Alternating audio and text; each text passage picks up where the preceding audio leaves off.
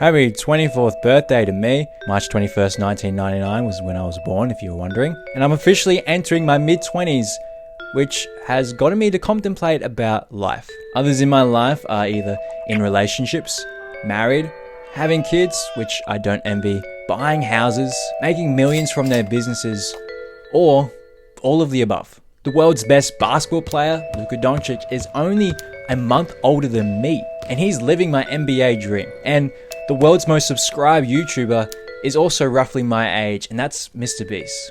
And I'm still single, still renting, losing money on my business, missed out on playing in the NBA, and hasn't managed to break the 1,000 subscriber threshold in the 5 years that I've been doing YouTube. So does that mean I'm a failure?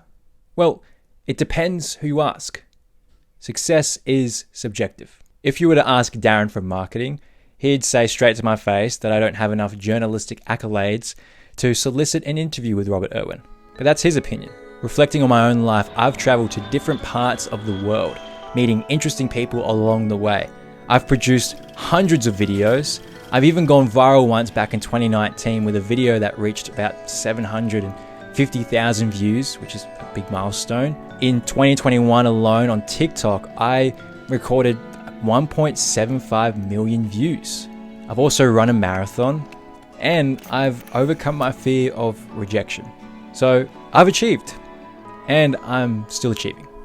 This week, I started randomly learning about Roman culture. And one interesting fact that I found out was that a man doesn't reach his peak until between the ages of 30 to 40. Now, there's two takeaways from that interesting fact. Takeaway number one is that the pressure's off me now. There's no rush to achieve as much as possible at my young age of 24. And point number two, although there is no rush to achieve as much as possible at my young age, it's still important to implement successful habits at a young age so that you have a strong foundation for when you do hit your peak. So please don't scrap your bucket list just so you could save it for a later time in life. Bucket lists are still good to have right now at your young age. But know this, a bucket list isn't a metric of success, but a motivation to live life. Yes, that is my completely original quote. If I've managed to keep you entertained up until this moment of the video, welcome. You are tuning into the God-Given Talent podcast. And on this episode, I really wanted to talk about the comparison trap, if you haven't figured that out already. This week, my housemate shared with me a video on YouTube about a guy dancing in public all on his own. And the best part about this video is that it's dubbed with some leadership life lessons. A leader needs the guts to stand alone and look ridiculous. Like this particular gentleman, for the most part, I feel like a lone nut as I go about my daily routine, wanting to achieve what I want to achieve in life. And as I've already established at the beginning of this video, I'm very guilty of comparing my success to the success of other people in my world. But what I love about this guy in this video is that he's not comparing himself to anyone.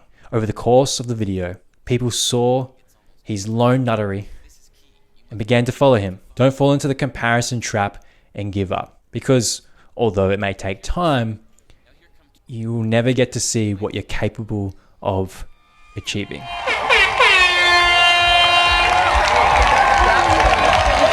Now, please don't click off this video and go ahead and watch something a bit more mindless and completely forgetting what was said in this episode. Instead, go away feeling empowered.